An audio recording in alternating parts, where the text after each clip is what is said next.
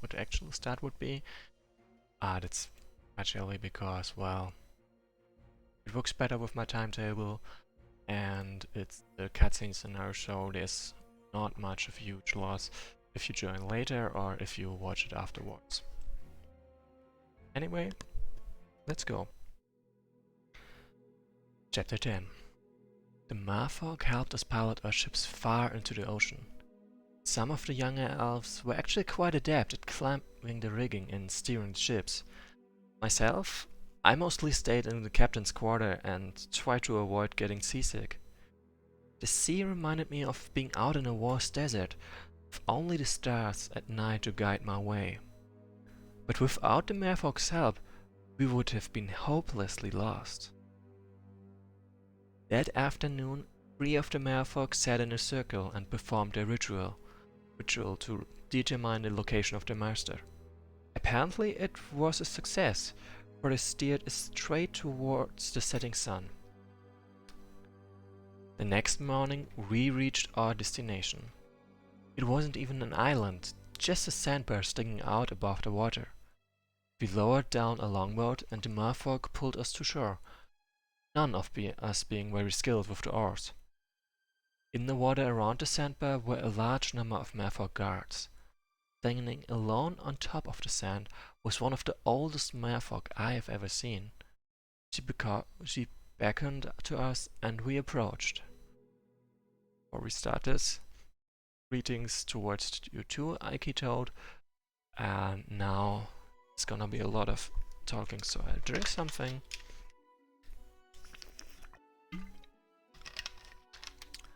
Then first of all I would like to point out that only 3 of those units seem to be level 3 units of the guards, and the other 3 are just level 2 warriors.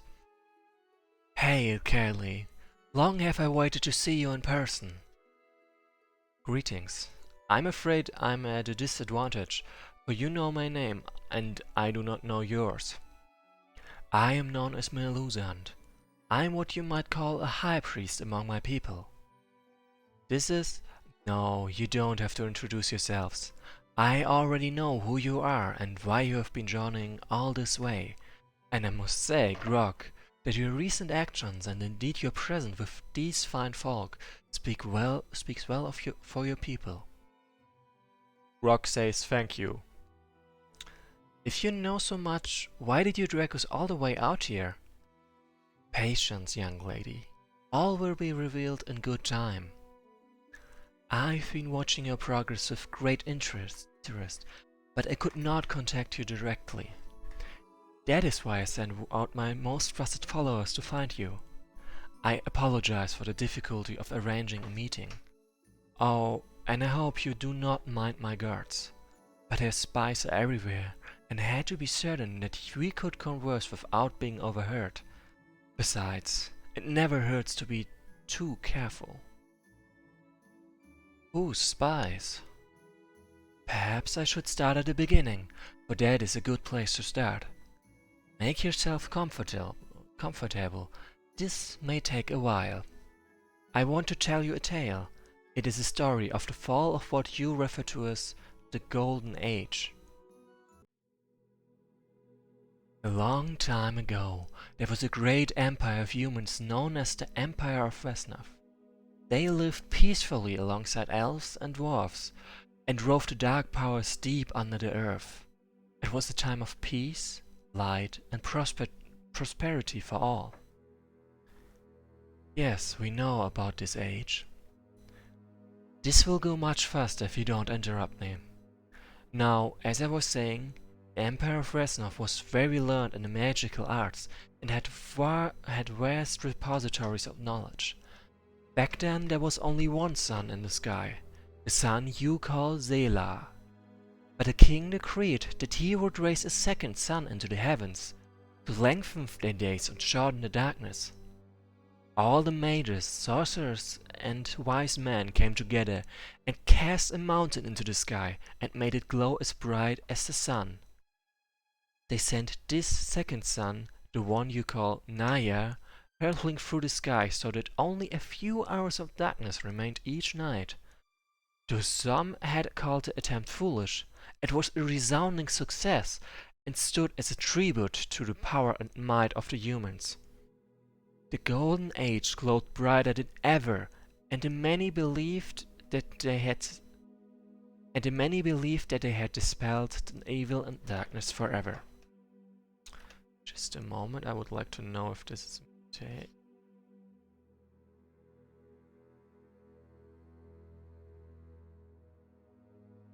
Just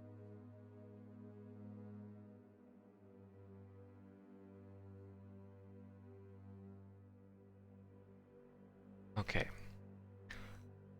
But with their prosperity and power, over the generations the humans grew arrogant. One day, a young descendant of the original king decreed that darkness should be abolished altogether from the land, so that light and goodness would shine forth everywhere. But the people had grown lazy and complacent, and the ranks of mages who still trained hard to harness the magical arts had decreased greatly.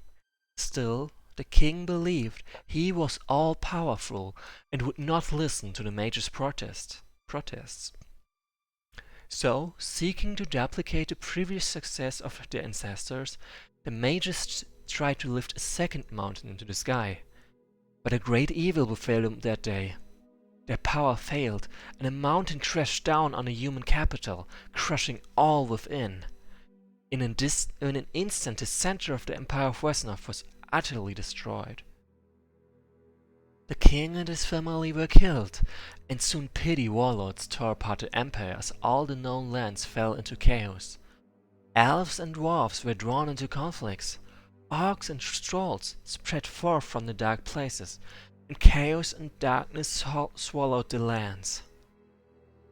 The two suns, a monument of the power and hubris of the fallen Empire of Wesnoth, scorched the earth. The fields dried up, forests died, and swamps turned into mud-cracked plains. Since then, the path of the second sun has shifted in the sky, creating the long dark you are so familiar with every other night. And much evil has spread forth across the lands. The mages of the Empire of Wesnoth still haunt the domains as the undead lords that plague your sands. The surviving humans have descended into barbarity and squalor. Orcs cover the lands, killing each other and any that fall into their grasp. The dwarves and trolls hide in their tunnels in the dark, fighting an endless war. I do not mean to offend your friend, but the majority of them care little for the fate of the surface dwellers. And without their forests, the elves have mostly died out, another victim of the chaos and evil that dominates our lands. What can we merfolk do? We see much with our magics, but we do not have the numbers nor the power to bring back order to the domains of the surface of the land dwellers. And even the sea is not free from the darkness. We struggle to survive against the Naga and far worse things that have crept forth from the dark places. We are barely holding our own in the waters, but you saw how ill-suited we were when we went ashore. You are probably wondering why I know all this history. Far out in the sea is a string of islands that was once colonized by some humans from the Empire of Wesnoth. During the Golden Ages, ships traveled often to the mainland carrying trade goods and news. Apparently, the colony was led by a group of mages who wanted a safe place to perform their experiments. Protected by their magic and their isolation, these colonists held out longer than most after the fall of the Empire. What happened to them, we do not know for certain, but many years ago my people discovered the ruins of their settlements. While exploring the ruins, we found a library full of letters and several journals.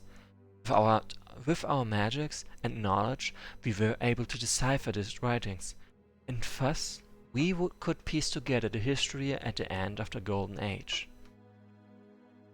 The islands seemed lush and bountiful, so we decided to settle in the shallow waters.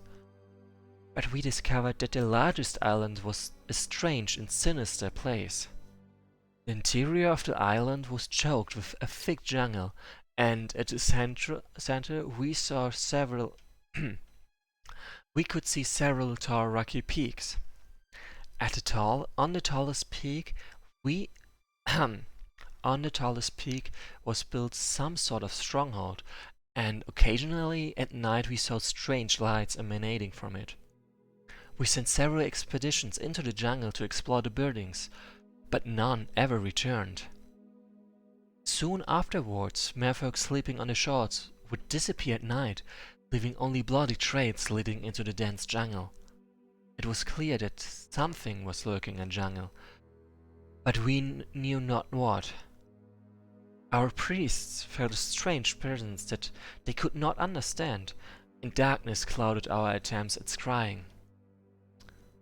The island was declared cursed, and we stayed as far away from it as we could. Some said we should flee the islands, but the waters were great for hunting, and the cursed naga who often raided our settlements did not trouble us here. So we remained and told ourselves that if we kept our distance, everything would be fine.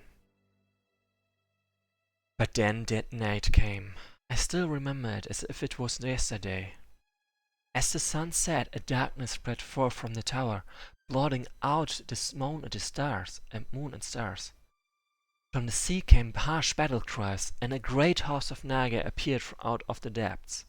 Even worse, from that large island, the bodies of long dead humans rose again and marched through the water, killing soundlessly. We were not prepared for such a powerful assault, and we were forced to flee for our lives. Indeed, we were lucky to save as many as we did. In hindsight, I blame the humans. With the experiments, I think they woke something evil. Years later, and we still suffer from the legacy of their cursed arrogance and hubris. Something festers on that island, corrupting all that it touches. A moment.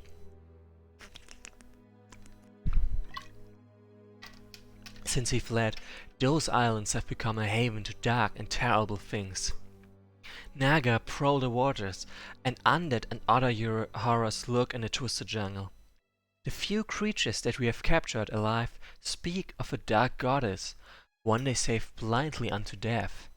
It seems that she has taken control of the humans you saw as well. Does she have a name? She has many names. We call her the Eater of Souls, but in our old tongue her name is Yechnagov. No. Yes, I thought that name would be familiar to you. Always is she looking for new followers.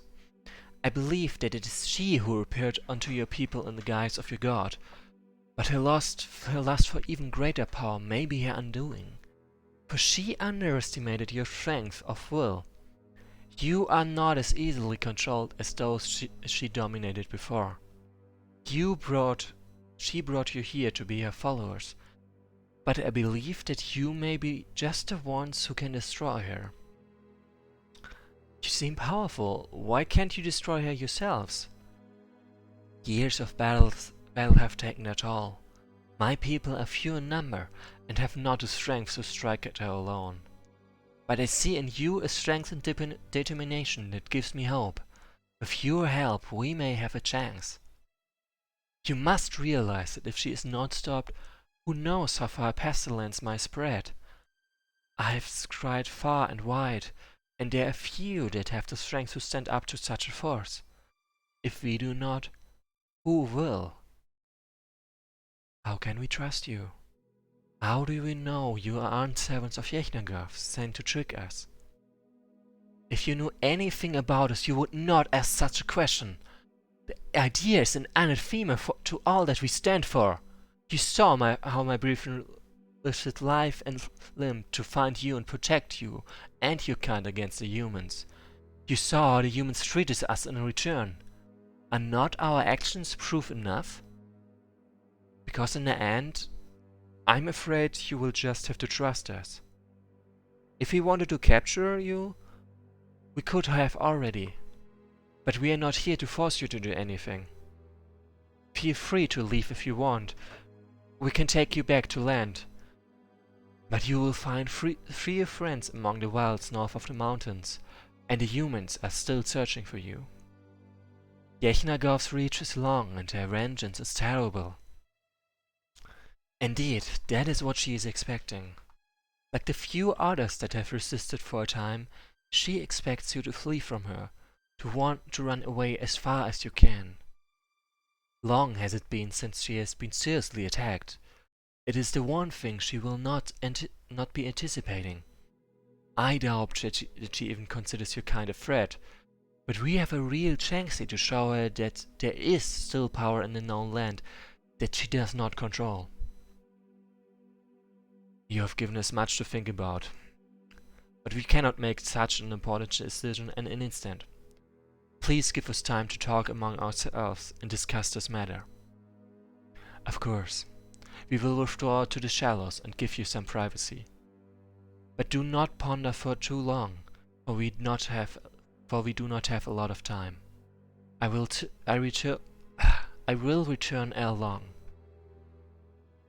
So I need a moment to drink something to take a break, and then this discussion.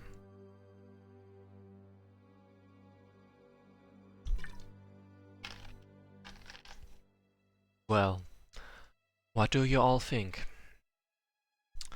It is a heck of a story. I'm not sure what to think. It's all so much information. Grog not sure if we trust Fish Lady. What if she just wants you elves to fight her war for her? Kinda like the trolls did. The point is, it's not her fight, it's our fight too. I for one believe her tale. With all the power that Melusant says Yechnogov has, how do we know that Yechnogov wasn't the one who rained those rocks down upon our village all those weeks ago? What if this is all just a part of a plot to turn our people into a group of mindless followers? Whether this was all planned or not, what's important is what should we do with ourselves now? We have a duty to protect our people. No, no, no! Too much blood has been spilled. This has gone on way too far for us to just end it now and walk away. We saw what she did to Kerator and Tanstafal. Their blood is on my hands, and I will have vengeance. Even if we turn around now and leave now, where will we go? I admit that Melusant does have a point. We cannot return under the mountains the way we came. The humans will be heavily guarding that path for sure by now. We could ask the merfolk to return us back to the coast to the north or south of where we came, but I do not know these lands at all. We would be wandering aimlessly through the wilderness. Oh, if only we did have Illo to guide us. We need her now more than ever. This entire journey has been based on a lie. I know. Would you like me to kill myself as punishment or step down as leader? Imagine how I feel. I heard her voice. It was just as you had told us since we were children, Zul. The voice of our God speaking to us for the first time since the olden days. And I wanted to believe so badly that they could take our people away from the horror and the death. I see them now whenever I sleep. I see their faces, all of our brethren who have died on the accursed journey. Oh, I wish none of this had ever happened. No. No one is blaming you, Kelly. Many who have seen dark times wish they could go back and remake the past. But that is not in our power. All we can do now is do what seems right in the time that is allotted to us. Do not succumb to despair, Kelly, or else Yechnogov has already won. Do not give up yet, little one. The battle is not yet lost while we still fight.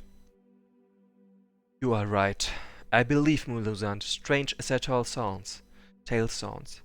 For all I have seen, Yechnogov truly is scourge on this earth, and I would gladly give up my life for a chance to destroy once and for all. But this is not a choice that I make for all of our people. She should be made to pay for all she has done to our people, and if I should die in the attempt, then so be it. I will not leave your side now, Callie. As strange as it may sound, there are some things in this world that are more important than the fate of our people. Years from now, the suns shall rise anew. A seed will grow into a flower. A child will be born. And I believe that if Yechnagov is victorious, then all that is good and beautiful will be corrupted, and twisted, and destroyed. This is a harsh world that we live in, but there is beauty and goodness in it, and no matter what may happen to us, I would gladly give my life to see that beauty and goodness survive. Even in deepest tunnels, my people could not escape Yechnagov's power forever if she's not stopped. Against such evil, I'm sure the great leader would give you a whole army of trolls. But I am afraid you only have Grog. Still, Grog will do what he can to see her destroyed. Then it is decided. Still, in this matter we cannot speak for all our people. Those who go on this quest may never return, and this battle is certainly no place for the young or the elderly. Let all who are afraid or cannot fight stay behind with the Malfolk. I will ask Melusan to arrange that if we fail, they should be taken far away from here, that they might live out their lives in what peace they can find. It is very compassionate of you, but I doubt that many of our surviving people will wish to stay behind. You are our leader, Callie, and where you go, we will follow.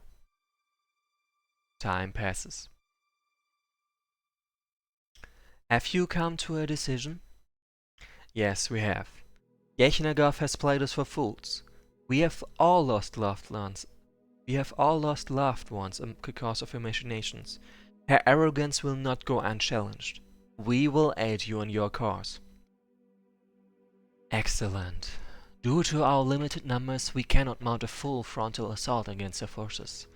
Instead, a sneak attack may allow us to bypass their defenses and strike at their heart. There are many among my people who yearn to strike against the Eater of Souls. I will help orchestrate an attack on one of the outermost northern islands to create a diversion. I also want to thank you for rescuing my brethren from the humans. They owe you their lives and they wish to return their debt of gratitude. They have volunteered to guide and escort you to your destination. Although the Hamaging has clouded the island from my scrying, it is the largest island, which we call Zoctanol Isle, where I sense the strongest power. Why is it called Zoctanol Island? Because Zoctanol means accursed in our tongue. Anyway, it is where that I think you will find the source of the corruption. We will not be able to continue our attack for long, but it should give you enough time to slip through the outer defenses and reach Zoctanol Island. We must explore the island, find the source of the darkness that infests it, and destroy it before the rest of Yechnagov's minions have time to return. Another break, please. I think we are almost done, but still, I'm dying.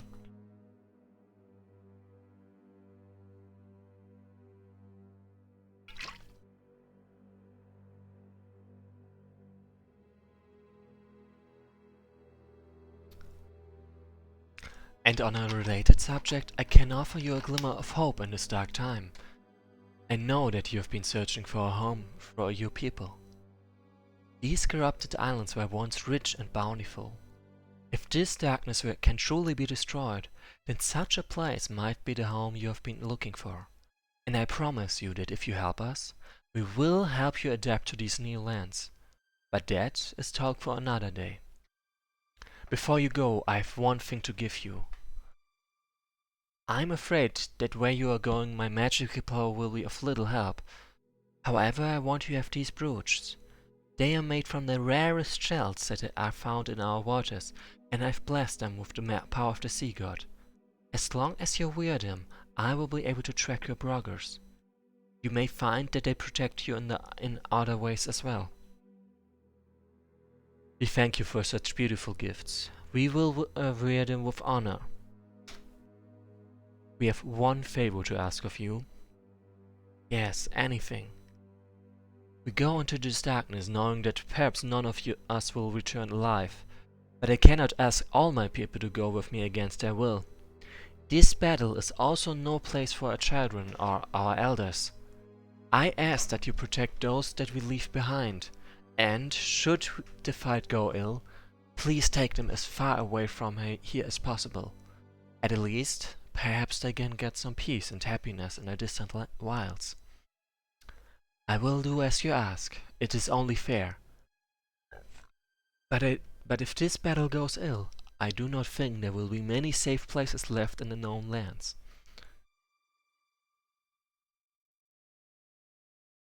Before we leave, there's one thing I don't understand.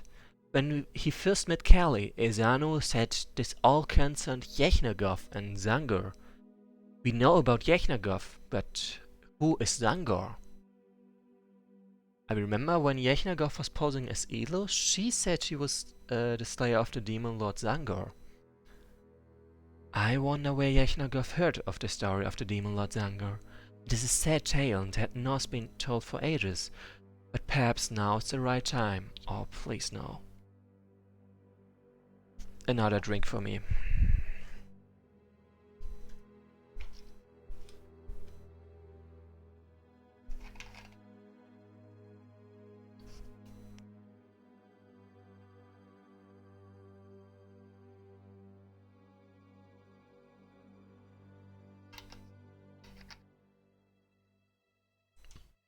It all started in the years before the Great Fall. The elves of Westmere Forest were masters of the arcane magics. They valued knowledge above all else and specialized in divination, seeking to scry out the secrets of the other races. In their scrying, they attracted the notice of the demon Zangor. Zangor appeared to them in the guise of a beautiful elven youth and told them that a great darkness was coming, which would destroy all the knowledge that they had collected. He said if they worshipped him as a god, he would protect them and reveal unto them knowledge and magics that they could only dream of. But he wanted more. He demanded a block sacrifice of 1 elf a month. Some of the elves were revolted, but most were tempted by the prospect of even greater power, and so they bowed down and worshipped him as their god. Those few who protested his ascendancy were the first to be thrown into goals and sacrifices. And so, as the rest of the land succumbed to darkness and chaos, Westmere Forest was one of the few islands of peace and safety. But Zangor played upon the elves' fears and demanded more from his followers. He declared that all other elves were heretics and did not deserve life. So the Westmere elves gave sanctuary to refugees, and then they turned them over to the dark priests, who sacrificed them on Zangor's bloody altars. Zangor feasted on these sacrifices and grew stronger and more powerful. He wanted even more. When no more refugees came, the priests ordered raiding parties to go out and bring back any poor soul they could find. When no more else could be found, they preyed upon humans, dwarves, orcs, anyone they could find in the nearby lands. By this point, most of the other forests had been burned, and Elo was leading our people south across the plains. We were surprised to find the Westmere Forest still standing, and even more surprised when an elvish raiding party came out of the forest and attacked us at night, stealing several of our children. Elo, in her wisdom, revealed in a dream the terrible things that happened in the dark forest. We were appalled at the depths to which our brethren had sunk, and though we were loath to attack our own kind, we decided that we could not let these abominable practices continue. We vowed to avenge the sacrifice of our children, and we attacked with all our might. Driven on by the dark priests and by the fear of Zangor's wrath, the Westmere elves fought stubbornly against our superior numbers. The fighting was horrible indeed. The once beautiful forest was drenched in blood, and corpses littered the sunny glades. The battle culminated with Zangor himself appearing in his true form above the forest. A view over the land, raining down fire on defenders and attackers alike, delighting in their death and destruction. We had not the power to combat one as strong as him, and we called out to Elo to save us in our hour of need. In a great avatar of light she appeared, and she battled back and forth, and they battled back and forth above the burning forest. In the end she beheaded him, and smote his body down upon the earth.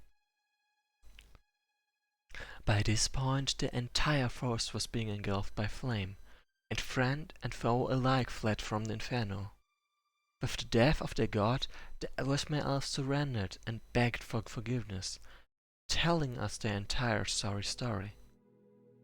We took pity on them and cared for them as best as we could, but we were afraid that some of the devout priests might try to secretly continue to worship Zangor. For Elo told us he had not killed Zangor, but merely banished him from this world. We did not want to risk Zangor ever dividing our people again. So we decided that the dark priests who organized the sacrifice must be executed, but all others who renounced Zangor might be saved. Our priests also declared that Zangor's name and his story were forbidden knowledge. To speak of him meant death. Their constant vigilance was rewarded.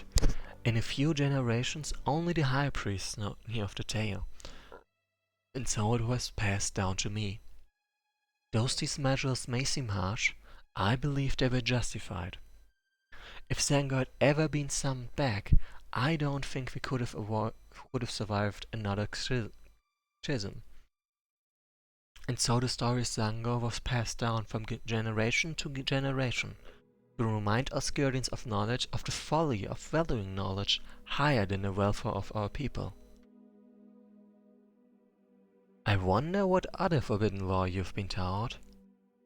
Foolish girl, do not ask such a question. Trust me, it is better not to know. Knowledge can be a terrible weight, and not one that I would want a youth such as yourself to bear. Treasure the beautiful things in this life, and pry not into darker secrets. Elo, forgive me. I've probably told you too much already, but in these dark times I feel that you should know a little bit of the truth. Okay.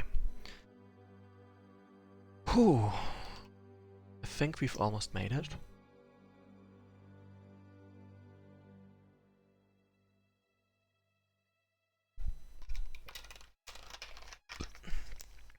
That is very interesting. In truth, I'd never heard of Zangor before when I told Isano to mention him to you, Kelly. Let me explain. When Elo appeared to you, I was able to use my powers to eavesdrop on your conversation. I did not know how much you suspected, but I did not want to cause panic by openly revealing who was actually speaking to you. I had hoped to convince you to come here so I could reveal the truth to you in person. That's why I made those elusive reference to Yechna Guf and Zangor, hoping that Kelly would make the connection between Elo and Yechna Guf, and be curious enough to seek me out. My mistake was that I did not realize that Yechna Guf would move so fast. I'm sorry that discovering her true identity would carry such a high price for your people. And now I must bid you farewell. The merfolk you rescued will help show you the way to the island, and I must go and orchestrate our division. We will begin our attack at the end of the next long night, so by dawn the large island should be left relatively unguarded. I will pray for your success. With luck, we shall all meet again. And with that, that's it. With that, we've actually made it through. Off. Any questions? Or anything at all?